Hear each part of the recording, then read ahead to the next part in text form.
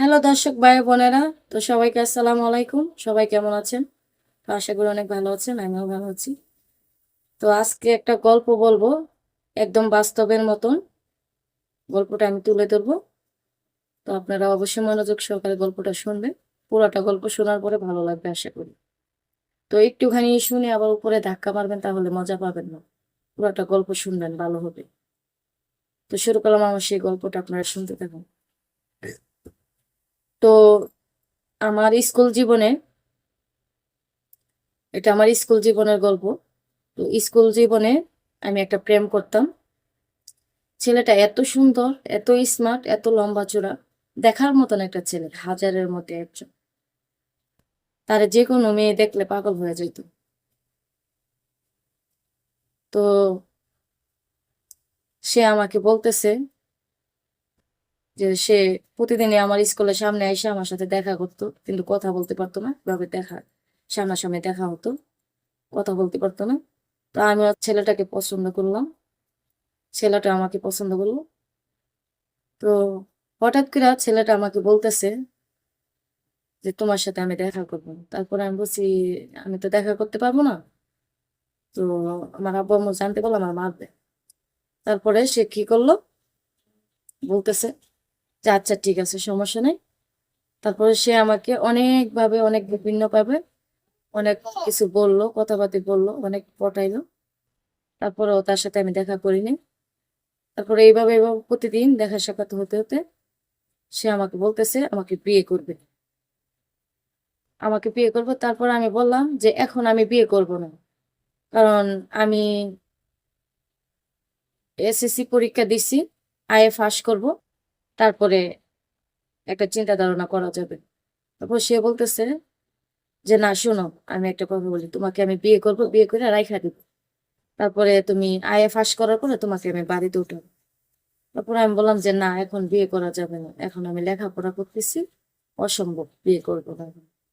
তারপর সে আমাকে বিভিন্ন ভাবে পঠাইলো, বিভিন্ন ভাবে পঠায় সে আমাকে বলতেছে যে চলো তোমাকে নিয়ে ঢাকা যাব, ঢাকা যাব।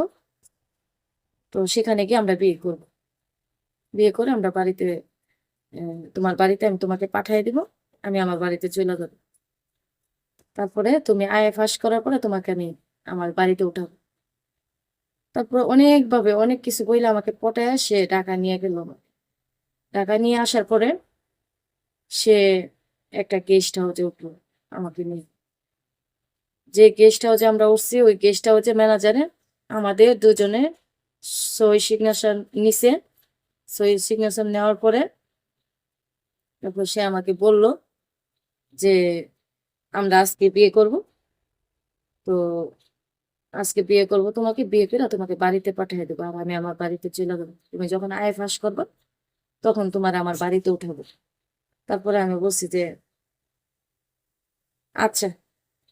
তারপরে আমার তো আর রাজি, রাজি সে আমাকে অনেকভাবে পটায় মটায় রাজি করাইছে। তারপর আমি বলছি আচ্ছা ঠিক আছে। তারপরে সে আমাকে রুমে নিয়ে গেল। রুমে নিয়ে বলতেছে যে শোনো, আমরা তো জার্নি করে আসছি, তুমি ফ্রেশ ট্রেশ হয়ে নাও, আমি তোমার জন্য খাবার নিয়ে আসতেছি। তারপরে সে আমার জন্য, আমি ফ্রেশ ট্রেশ হইলাম ওয়াশরুমে, সে আমার জন্য ভিআইপি ভাবে খাবার নিয়ে আসলো। তারপরে আমি খাওয়া দাওয়া করলাম। খাওয়া দাওয়া করার পরে সে আমার বলতেছে যে তুমি রেস্টে থাকো, আমি একটু বাইরে থেকে আসতেছি। তারপরে আমি বললাম আচ্ছা ঠিক আছে। তারপরে আমি শুয়ে আসছিলাম, সে বাহিরে বের হয়েছে। বাহিরে বের হওয়ার পরে সে বলতেছে আমি একটা কাজের ব্যবস্থা করি, কারণ আমরা তো বিয়ে করবো, তুমি রেস্টে থাকো, আমি একটু আসতেছি, বুঝে তো। তারপর সে কি করলো, এই যে আমার রাইখা গেছে রুমে, আর আসলো না। সে আর আসলো না। তারপরে আসলো না, পরে এভাবে 5 মিনিট হয়ে গেছে। 2-3 দিন হয়ে গেছে। 2-3 দিন হয়ে যাওয়ার পরে আমি এই ম্যানেজারের ক্যাশে গেলাম। ক্যাশে যাওয়ার পরে ম্যানেজারকে আমি জিজ্ঞেস করতেছি যে আচ্ছা ম্যানেজার সাহেব, আমাকে যে নিয়ে আসলো সে কোথায়? ও সে তো চলে গেছে, ওই দিনই সাথে সাথেই তো চলে গেল, আপনারা খাওয়া দাওয়া করে সে না চলে গেল। তারপরে আমি বললাম কি বলেন? ও হ্যাঁ, সে চলে গেছে কবে, এখনো বৈশা রয়েছে, সে চলে গেছে। সে তো আমাদের কাছ থেকে 5 লাখ টাকা নিয়ে গেছে আপনার উদ্দেশ্যে, আপনাকে বিক্রি করে রেখে গেছে। তারপরে আমার তো অনেক মানে অশান্তি লেগে গেছে, মাথা জুড়ে বাড়ি পড়ছে যে এখন আমি কি করব। তারপরে ম্যানেজার বলতেছে, ম্যানেজারকে আমি জিজ্ঞেস করলাম যে ম্যানেজার সাহেব এখন কি করা যায়, কি উপায়, কিসের জন্য নিছে টাকাটা। তারপর ম্যানেজার বলল যে আপনার তো বিক্রি করে গেছে এই জায়গায়, তো বিক্রি করে গেছে আপনি, আমরা মেয়েদেরকে যে চাকরিটাতে যে কাজটাতে এই কাজটা আপনাকে দেওয়া হবে।